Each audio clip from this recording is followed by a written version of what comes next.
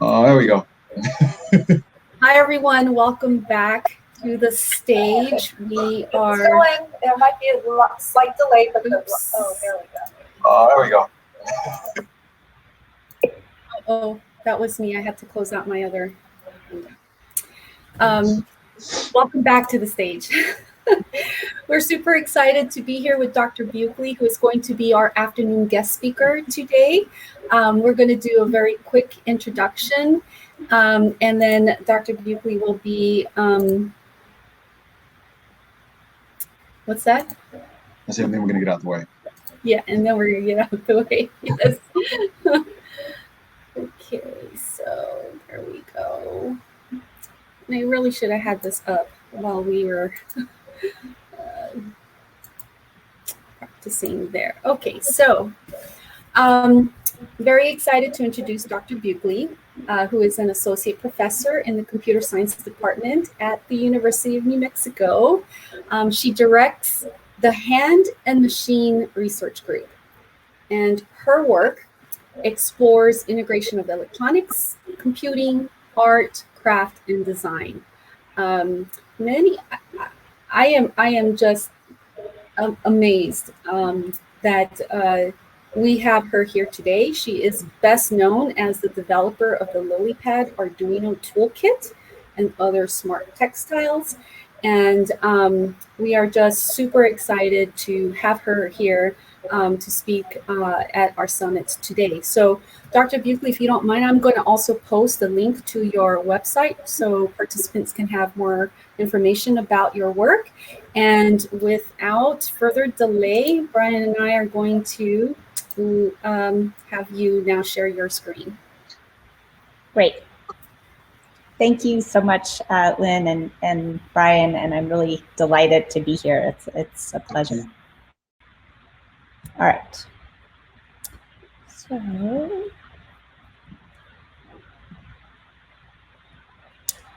me get this set up.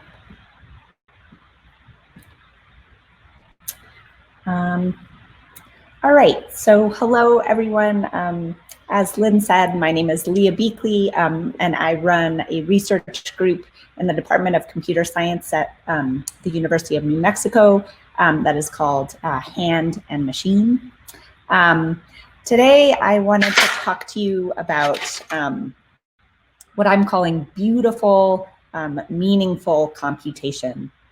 And essentially, I wanted to talk to you today about the relationship, the really rich relationship between computing and the arts, and both to talk a little bit about the history of that relationship, but then to argue that we should be embracing and extending that relationship, that there's really so much that we can gain from kind of connecting computing to the arts, particularly in the context of education for young people. We'll start with a little bit of history.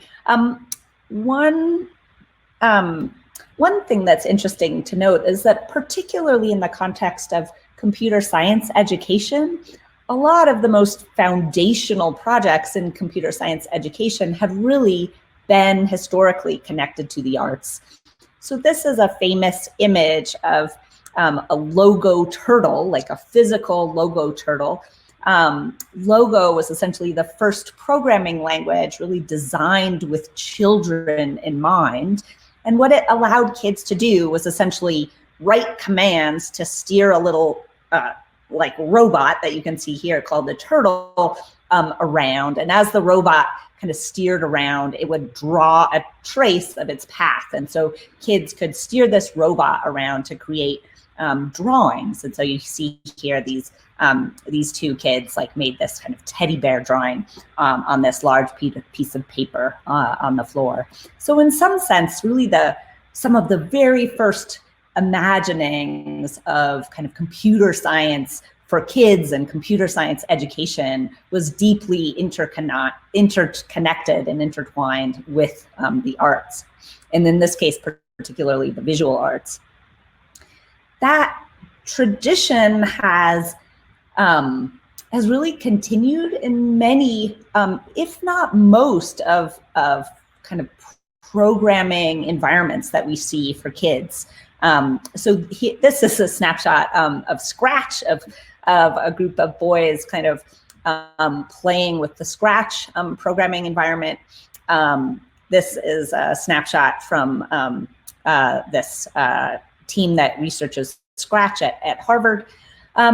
And what's important to note about Scratch, which is, arguably today perhaps the most kind of popular and well-known kind of educational programming environment for children, is it is also really deeply rooted in the arts. It is a platform that allows kids to use programming to generate interactive stories, interactive images, and games. So there's a lot, again, of like expressiveness, creativity, and kind of visual engagement here. This tradition is also can be seen in computer science education that extends kind of out of the K through 12 space and into college. So probably being situated in Georgia Tech, you are familiar with the work of Mark Guzdial and his partner, Barb Erickson. One of the projects that they undertook that was quite kind of groundbreaking is situating kind of traditional college computer science introductory courses in the context of interactive media. And they were able to demonstrate that this was a really compelling way to introduce kind of traditional kind of academic computer science to students by kind of, again, situating it in the context of essentially the arts. My own work has also been in this tradition. This is a snapshot of a couple of projects made with the LilyPad Arduino kit. These were made by young women in workshops that my students and I taught.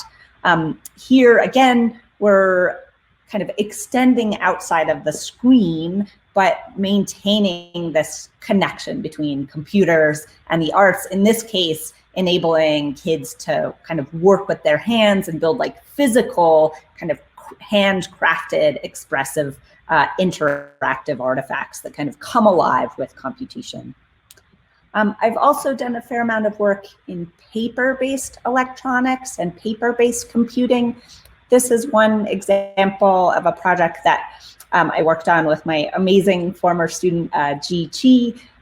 This is an interactive pop-up book with embedded electronics and computing and sensing. And just another example of what you can do that I think is really striking and compelling and beautiful when you can combine computation with the arts. So that's a like mini overview of some of the history of the relationships between computer science and the arts. I wanted to shift now to talking about why I think this is such an important kind of component of computer science education, of technology education, and why we should continue this thread, and also why we should expand it and really embrace it and further it.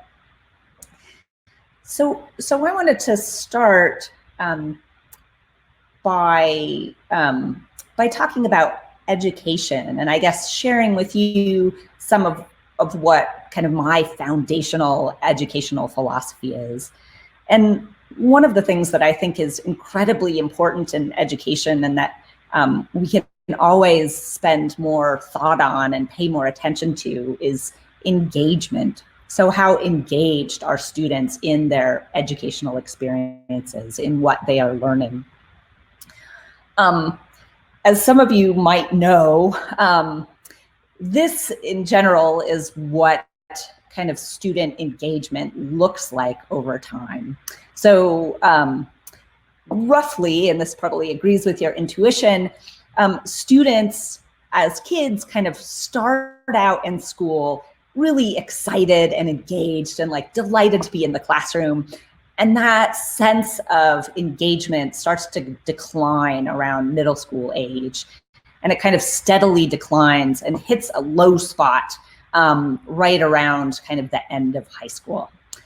So by the end of high school, students, broadly speaking, are less engaged with school than they ever have been in the past. So we see this like just kind of sad disengagement from school as time goes on for most students. I would argue that really our first priority in education should be engagement. There has been some really wonderful work around kind of connecting disengagement to really, really sad and harmful student outcomes. In particular, the more disconnected students are from school, the more likely they are to simply not graduate, to drop out, to do poorly, and so on.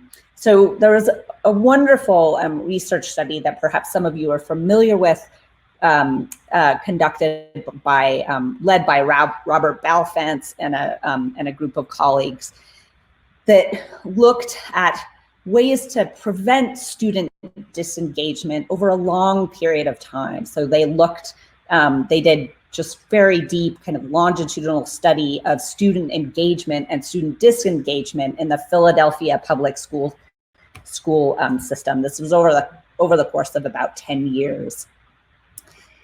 And what they found that were the kind of essential components of engaging kids in school and also keeping kids engaged in school were kind of two foundational things. So first of all, social connection. So kids really need to know that there is someone at school that knows them, that cares about them, and that believes in them, essentially believes that they can kind of succeed at school.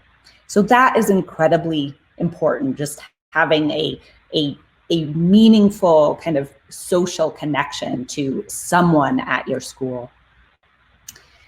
The other core component of kind of what kept students engaged in school was really simple, just like, am I interested in what I'm learning at school? So is the material that I'm learning, does it feel relevant to my life? Does it feel like something that I can kind of apply or connect to my own personal like lived experiences?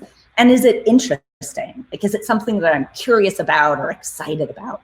So these two kind of foundational things, I would argue, is what we as educators should all be paying like a huge amount of attention to, and that can sometimes get lost in our focus kind of on other things, but kind of social connection, and then this sense of like engagement and in intellectual like interest and excitement. An important and really powerful way to foster engagement for people. And I think one of the things we have to really be thinking about in terms of engagement is the connections between culture and identity and engagement. So I noticed, like, I think that much in this, much of this gathering already has talked about culturally relevant pedagogy and culturally responsive teaching and so on. I wanted to kind of turn to this body of research also to make the point that it's really important for students when they come to school, when they come to any educational experience, to have that experience be able to be connected to their kind of lived experience, and particularly their lived experience in the context of their culture, their community, and their, you know, their own kind of personal values that grow out of that very specific culture. I wanted to cite one just really powerful recent research study around how important kind of taking culture into account can be. So this is a study from 2016 from out of Stanford, and a team of researchers studied a course that was implemented here in the San Francisco public schools. What happened is essentially students who were right on the cusp of kind of failing out of middle school or failing out of school, kind of going into 9th grade, those students who were right at the cusp, kind of a C minus, C average, were effectively randomly assigned to either participate in an ethnic studies class, or to not, or to just go through like the normal kind of ninth grade curriculum. And what this study found is that simply participating in a class where students had the opportunity to kind of learn about their culture, kind of relate what they were learning in school to their culture and their community, had a crazy impact on their performance in school broadly. In particular, I'll highlight kind of the important findings here. It increased attendance by like 20 percentage points. And in large part, the authors believe because it had such a dramatic impact on having kids just like actually show up at school, it really increased their grade average and the amount of like credits they earned towards their degree. So the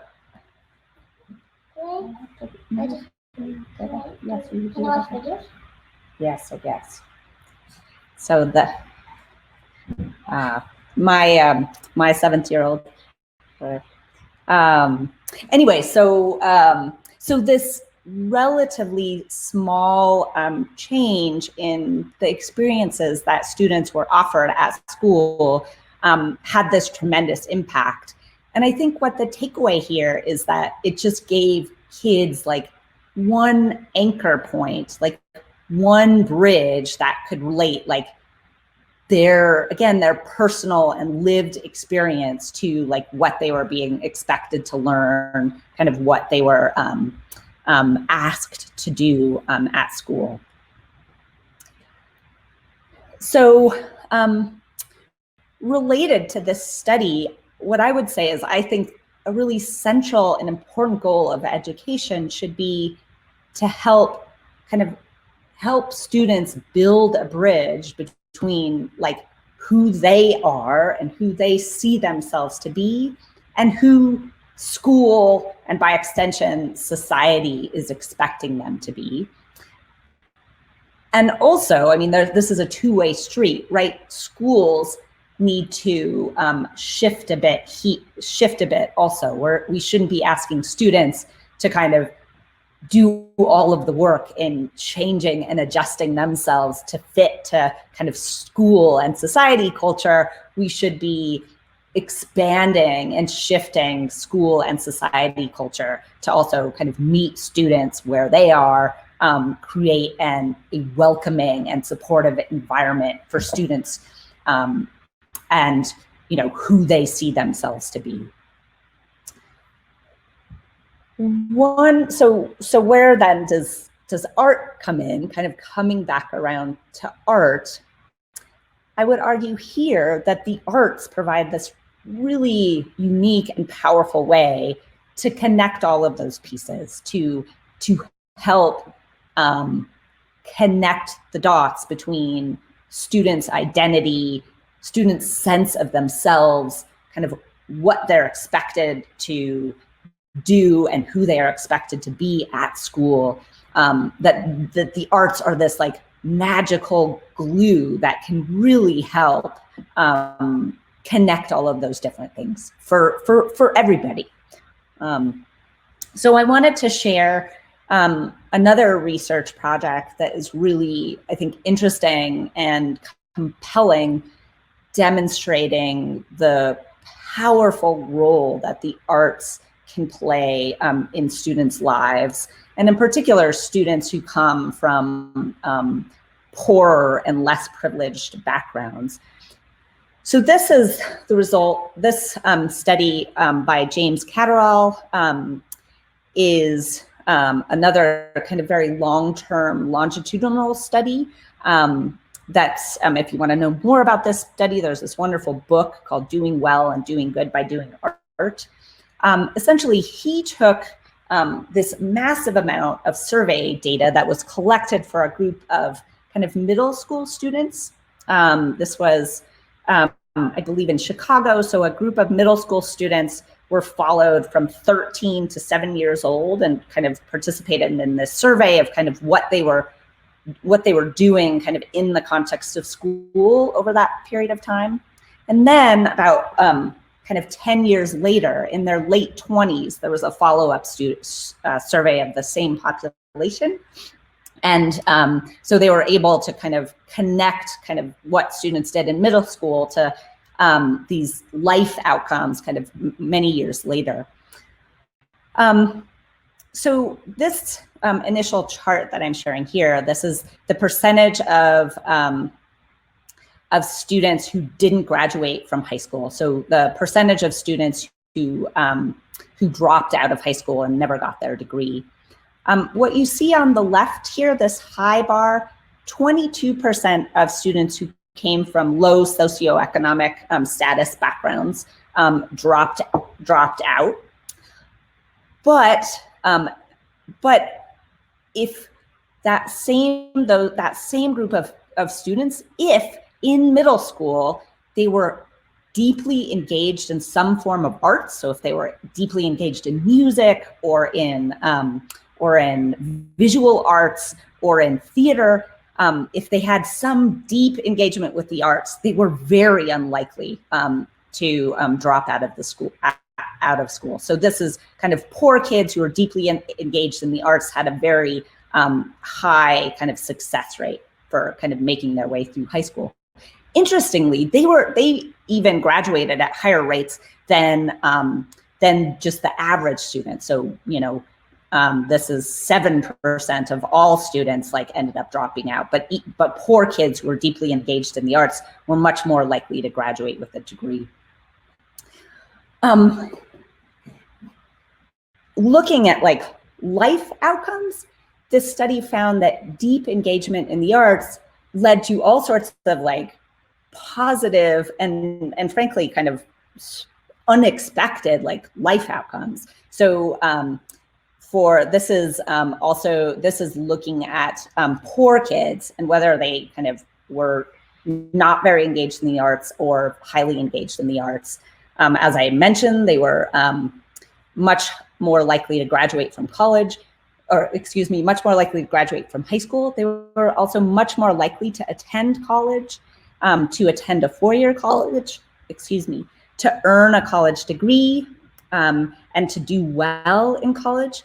They were also more likely to vote, more likely to be married, kind of all sorts of positive life outcomes were connected to engagement in the arts. Interestingly, I think part of what you're seeing here is just like anything that gets kids engaged in school is really positive. So to test like this hypothesis, the authors also contrasted kind of arts engagement with sports engagement. And it turned out that students who engaged in sports were also kind of had better outcomes. They were more engaged in school, more likely to graduate, but the results weren't nearly as significant as that for arts engagement. And it really seems to be that there's something special about engaging in the arts that keeps kids kind of successfully engaged in school in these educational contexts. Okay, so I've made a case for kind of connecting culture to education, to connecting arts to education. So let me try to now like persuade you to tie this all back to computer science. The way that I make the case here is I view computer science as this deeply kind of intrinsically creative discipline. When you write a program, you're making something, you're building something. That's part of what I think is really magical and wonderful about computer science, is this intrinsic kind of creative nature of it. that is something that it really shares kind of with the arts. And I believe that we should, again, embrace, celebrate, and strengthen its natural ties to the arts. So I wanted to give you one example that I'm kind of personally exploring and excited about right now that demonstrates how you can connect computer science and computing to the arts in really wonderful ways. So I wanted to talk in particular about computational design and digital fabrication. So if you look around today, kind of anywhere in the design world, you'll see a landscape that is being just dramatically and very rapidly impacted by computation. And in particular, what you will see is forms that are computationally designed, forms that were not possible to really design or build or even conceive of before kind of the age of computation. So here are a couple of examples that I love. This is a skyscraper that was recently built in Chicago, designed by Jean Gang and her design firm. This is the work of an amazing fashion designer, Iris Van Herpen. This is a dress that is computationally designed and then laser cut and stitched together. So both of these, again, examples of designs that really rely on kind of using computation to generate new and different kinds of forms and then realize them in the physical world. Here is a specific kind of example that I hope helps more clearly illustrate what I mean by computational design and digital fabrication. So this is a ceramic plate that I made, and I want to go through the process of how I made it. So first I wrote a program, just kind of a standard program, but what that program does is it generates this pattern of these leaves, this kind of random kind of leaf pattern. And then kind of generates also this simple kind of circular plate shape. So that's the code generates the pattern for the physical thing, in this case, the plate. I then use a digital fabrication machine, in this case, a laser cutter, to etch out that pattern for the plate onto a piece of clay. You can see the laser kind of cutting into the clay and leaving behind as it moves around that tree pattern that the program generated. And then finally, once that etching is done, I can take the clay out of the laser cutter and then finish the plate just through traditional kind of ceramics methods. I put it in the kiln, I fire it, I could glaze it. In this case, it just has a clear glaze, and then I'm left with a plate. So the idea here of computational design and fabrication is you write a program whose ultimate output is like a physical object, but this is like designed with code. This whole kind of workflow is one that's really accessible and available to students right now in a way that it hasn't been in the past. And it's really, and that's really exciting and wonderful. So there are a few tools that make this kind of design accessible to kids and you know, quite young kids. The first one I'll mention is a program called Code Blocks by Tinkercad. This is a programming language for designing physical things. Essentially, you can create basic shapes, you can move them around, you can combine them, you can, you know, set what color they are, and so on and so forth, to design these kind of beautiful three-dimensional shapes. And then, of course, once you've designed a beautiful three-dimensional shape that you like, you can fabricate it using machines like, for example, laser cutters or 3D printers. On the machine side, the cost of different fabrication machines is just coming down really quickly. And as the cost is going down, the quality of the machines is actually going up and up. Like the machines are getting better and better, and they're getting cheaper and cheaper. Some of those machines you can find in the craft context. In particular, you can get these wonderful craft cutter machines. So Silhouette Cameo is one brand, Cricut is another.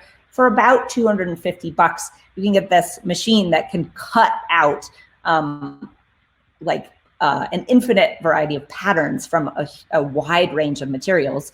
It's not quite as powerful as a laser cutter, but essentially you can do almost all the same things with the little craft cutter as you can with a laser cutter. So this is a wonderful machine that lets you experiment with things for about $250. And amazingly, 3D printers, a really high quality, reliable, pretty easy to use printer is now about $250. So in particular, I highly recommend this Ender Creality 3. It's great. Sometimes you can find it on sale for more like $200. It's great. So machines for doing this kind of work are really accessible. And then you can do all sorts of really wonderful things with them. And in particular, one of the things that makes this space so compelling and exciting is that you can make all sorts of things that you use in your day-to-day life. So this is just a random sampling of things I made. You can make handbags. This is a handbag I made with laser cut mathematical equation as a decoration. This is a pair of earrings I made. This is a ceramic cup. This is a t-shirt I made with a vinyl cut pattern kind of adhered to the front. So you can make all of these things for your daily life, and then you can use them and have essentially computer science really embedded in these objects that are around you all the time and that reflect and demonstrate to others who you are, this cool shirt that I made or this handbag that I made, kind of the jewelry that I'm wearing, I made that and I made it with computer science, right? There's something really powerful and cool there. Here are just a couple of snapshots of kind of me using some of the computationally designed artifacts that I made in my day-to-day life. This is my son who you just kind of met drinking out of a cup that I made. This is a curtain in our house, a computationally designed pattern cut out of felt. And now I wanted to share with you some work that different students that I've worked with created. So this spring, for the first time, I was happy to teach a class on computational design and fabrication. And these are some of the projects that my students made in the course of that class. So this was a set of kind of computationally designed and 3D printed plant holders by Sam Hafer. This is a beautiful jewelry collection designed by student Michelle Louie. Here, she actually took music file formats, did some kind of signal processing on the music to kind of identify tracks with different emotional tenor, placed these stars, which were of particular kind of emotional significance to her along the kind of generated path, and then created a whole series of jewelry. So this beautiful necklace, earrings, a ring, and a bracelet. These were initially 3D printed, and then they were cast in silver using lost wax casting process. This is a 3D printed sandal that uses data visualization. So this is actually weather data. This is wind data for the city of Albuquerque this past spring. It was a super windy spring. So this student, Ellie, she used that to create a platform sandal that she can wear around that, again, says something about Albuquerque, where I am, and the weather and kind of her feelings towards it. She handmade the rest of it. This is a cake.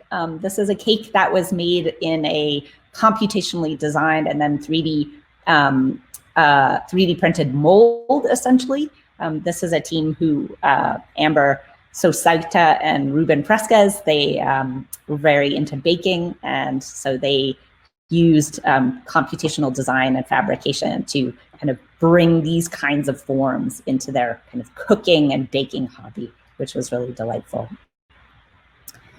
So the takeaway here with these projects, again, is just to give you a little bit of a sense of how computation can be expressively and very personally connected to like all these different aspects of students' lives in a really kind of authentic and kind of self-directed way. Just these projects were such a delight to see this past semester. I also wanted to shift gears a little bit and talk more explicitly about the potential for activities like this and tools like this to connect to a range of culture. One thing that I think is really important for everyone to do periodically is to stop and look at kind of the things that all sorts of different people make, like the physical artifacts that are produced by lots of different cultures. And if you spend a little bit of a time and attention doing that, what you'll find is a tremendous amount of natural mathematical complexity and algorithmic complexity just inherent in so many of those objects. So I'm going to talk a little bit about cultural, like artifacts produced by kind of cultures that are rooted in New Mexico, since that's where I am, but you can find these connections anywhere. So I wanted to talk a little bit about weaving. This is a beautiful Navajo rug that produced by kind of Navajo makers, and there's this amazing tradition of kind of Navajo weaving here. Weaving is this incredibly mathematically and algorithmically rich craft. In fact, you can say the history of computer science up until, I don't know, early 20th century in lots of ways was essentially the history of weaving. There's just essentially a one-to-one mapping of like digital structures onto woven structures. So there are also, I should mention, computationally controlled looms that can make these connections really explicit. So here's one avenue for very naturally, if we stop and kind of think about these connections, kind of connecting this longstanding cultural practice to computation and to fabrication. Here's another, this is another kind of beautiful craft tradition here in New Mexico. These are ceramic pots made by an artist, Dorothy Toribio. She's from Acoma Pueblo here in New Mexico. There is, in this Pueblo, there's a tradition of making these kind of black and white ceramic pots that are incredibly that are painted with incredible delicacy with these very rich and complex, like repeated tiling patterns. I mean, just a glance at them and you can get a sense of the sophisticated kind of mathematics that goes into designing and then making some of these forms.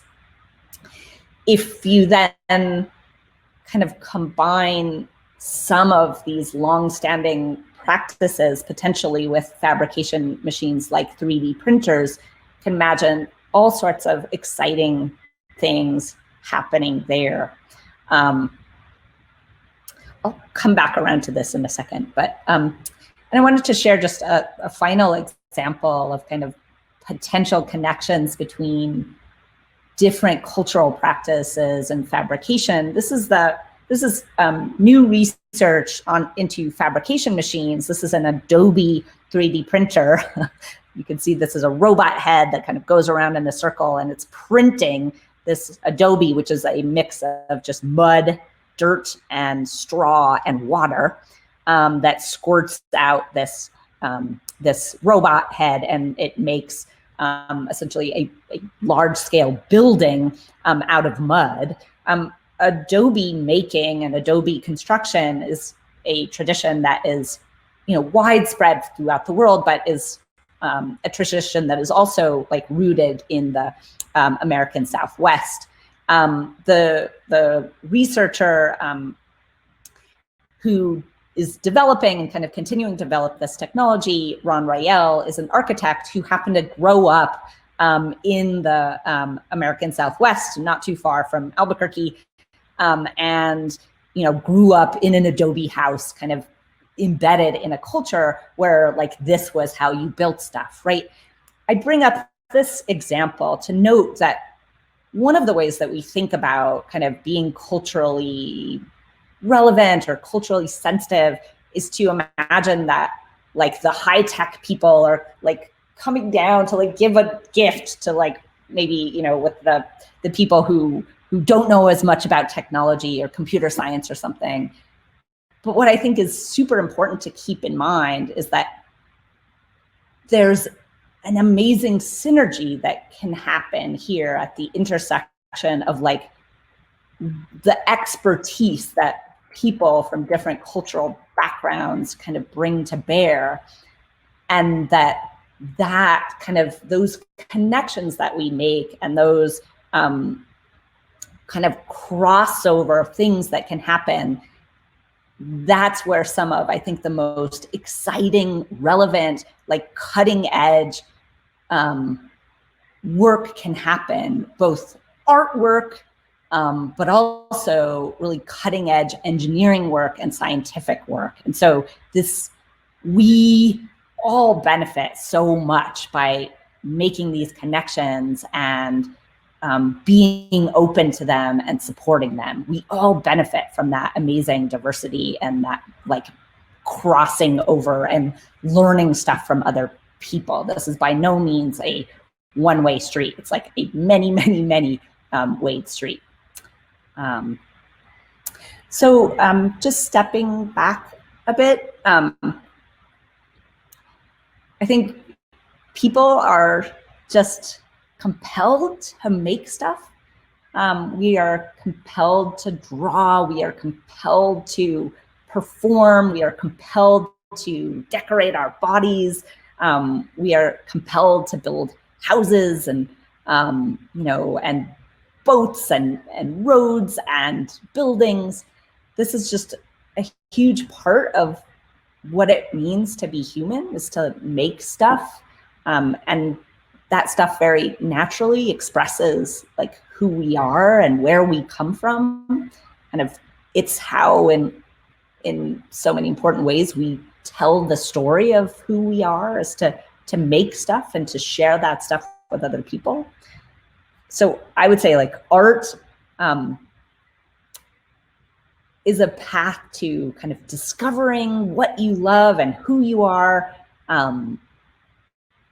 And the same can be true of computing. It has that very similar kind of natural, creative and expressive kind of properties. And we should be really embracing those and leveraging those as much as possible. I think they're really powerful, and especially powerful for young people who are in the process of like figuring out who they are, what they want to do, what kinds of things they like, what role they can, play in society that connects like the history of where they come from and like where they want to go.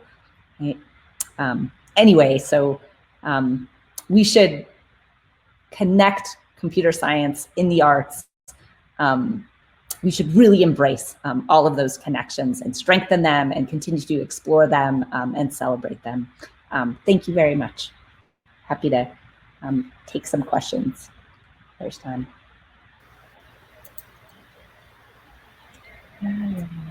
All right, thank you, Dr. Buechley. This is that was I was trying to hang on to every word in your presentation. Thank you for sharing your expertise. I think we just have one quick question. We're running into some concurrent sessions that are starting in a couple of minutes, but really just one question, for teachers who are really wanting to integrate, cultural relevance and art into computer science, but don't really have a good sense of, where to start. What would you recommend? What do you, in terms of like first steps to integrating art and culture into computer science? Yeah, that's a great question. There's a lot of just some simple, like a little bit of Googling can get you fairly far. That's a bit of a cop-out, but doing some research around those intersections actually leads you to some great places. There's some wonderful activities that you can do in Scratch that are kind of oriented more explicitly around the arts, or also more explicitly around like cultural exploration. There's a wonderful new book that I really love. I'll put it in the chat, called The Art of Digital Fabrication. That is a wonderful place to start if you want to do kind of physical making that combines computer science and some of like the stuff that I mentioned in the talk, The Art of Digital Fabrication. So those are a couple of starting places. I hope that's helpful. We have some resources, not so much on my new research website, but on my previous group's website. It's High-Low Tech. For a bunch of activities that you could play around with there also. Nice. I have a quick question as well. Sure. When you're showing your young people, your students, do the creators identify as computer scientists, or as artists, or as both? So we're working on building identity, right? So how do Yeah. Yeah, no, that's such an interesting question. And I think some of the work is in making some of that explicit, particularly when you introduce computer science to young people in the context of a really fun, creative activity. One response that's not uncommon is for them to not have any sense that what they did was computer science, right? And so I think part of our job, especially when I work with young people, is to give them that sense of accomplishment and give them those words to say, like, you did computer science, you did programming, like you could go on to do these other things. Like, they are not different from the experience you had. Like, you should feel that you are now able to do these other things and you have this mastery. I think that's part of the dots that need to be connected, that are just as important in lots of ways, perhaps more important than the content itself is giving people that sense of ownership and kind of permission or something to think of themselves in those terms. So I think that's a really important point. Yeah, I love that. Thank you for sharing that. I think we are at the end of this session, and just wanted to thank you again for being a part of the summit and sharing your resources and expertise. Our theme this year is CS for Social Good, and we couldn't think of anyone but you to present this afternoon as we move forward with further conversations in our program. Thank you for being a part of it. And Brian, I think we're going to move into sessions now. So I'll see you there, but have a great afternoon, Dr. Buechley, and thanks again for being here. Thank you so much.